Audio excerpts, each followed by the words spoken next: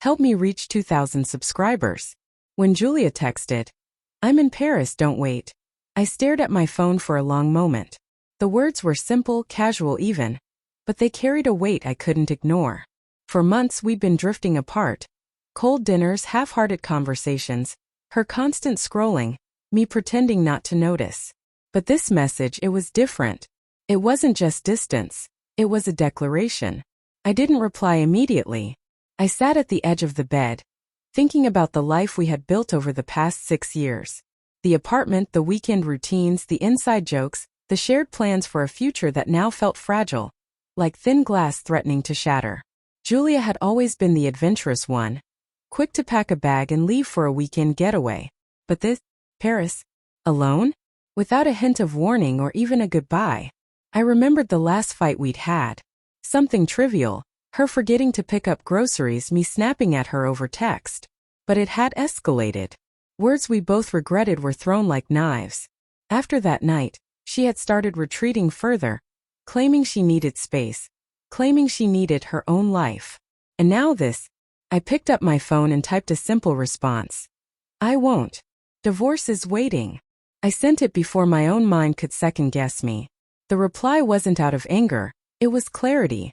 I had tried ignoring the signs, tried holding on, tried convincing myself that we could fix what had been broken. But the truth had a way of revealing itself, whether you were ready or not.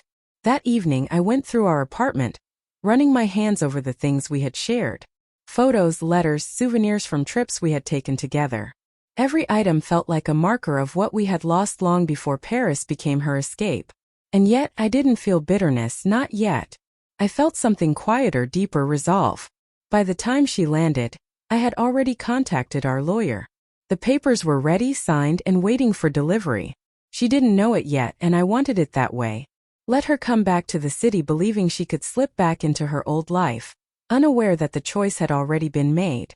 That night I stayed awake, imagining the airport, the bustling crowds, the announcements, the endless sea of travelers, and her unaware that every step she took toward home was a step toward the moment where everything would change. The next morning, the city felt unusually still. I went through the motions of my routine: coffee, shower, checking the mailbox, but my mind was elsewhere. Every time my phone buzzed, my heart jumped, expecting a message from Julia. But none came. I didn't need them.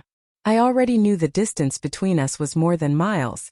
It was a chasm built over months of neglect, lies, and unspoken resentment. When she finally returned, she didn't knock. She didn't announce herself. She opened the door and stepped inside as if she owned the space, her hair slightly windblown from Paris, her luggage rolling behind her.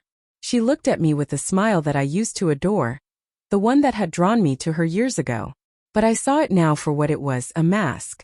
Hey, she said casually, dropping her bag near the door. I missed you. Paris was amazing, but... I cut her off with a quiet, measured tone. I'm glad you had a good trip. But things are over, Julia. I've signed the papers. Divorce is waiting. Her smile faltered, eyes widening as the words sank in. What do you mean? I didn't raise my voice. I didn't plead. I just said, I mean that I can't pretend anymore. I tried.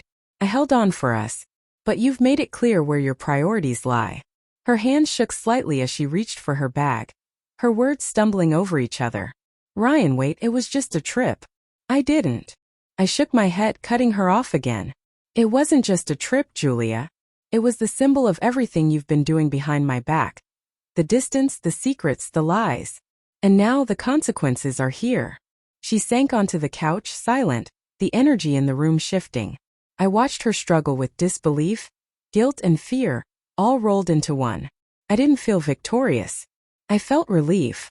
Relief that the illusion of our marriage, the pretense of love and trust, had finally been stripped away. Then came the moment that made everything irreversible. I placed her phone on the table, open to the messages I had discovered the night she left. Every word, every hidden conversation, every promise broken, displayed in stark clarity. Her face went pale as she read, eyes widening, hands trembling. She looked up at me, searching for some excuse, some apology, but there was none to give.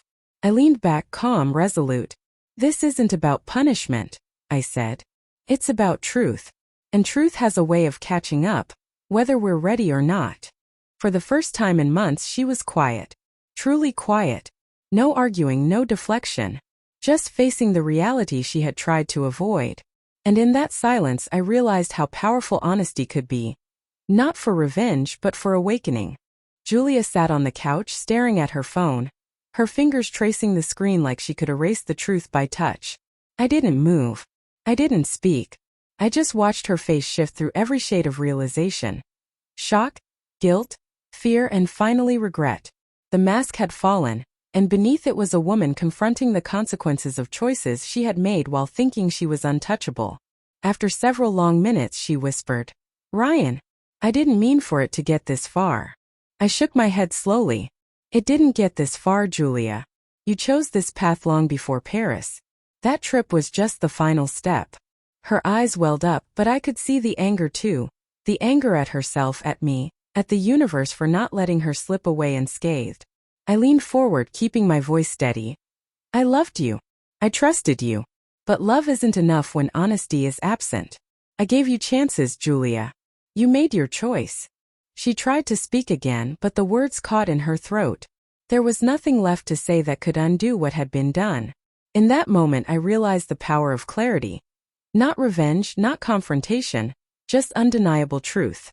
It didn't matter how clever the lies were or how carefully she had tried to hide them. Truth, once seen, has a way of changing everything. I handed her the divorce papers.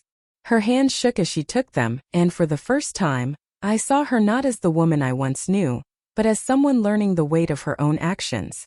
"Sign them," I said quietly. "Or don't. The choice doesn't change the reality." She stayed silent for a long time, eyes fixed on the floor. Finally, she picked up the pen, trembling. As the ink met the paper, a chapter of our lives ended.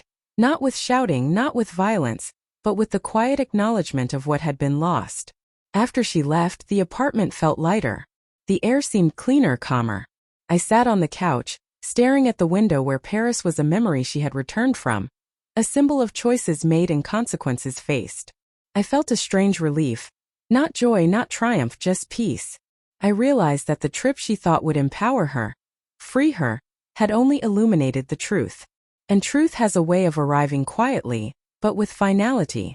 When Julia texted from Paris, she believed she controlled the narrative. But the narrative had changed long before she landed.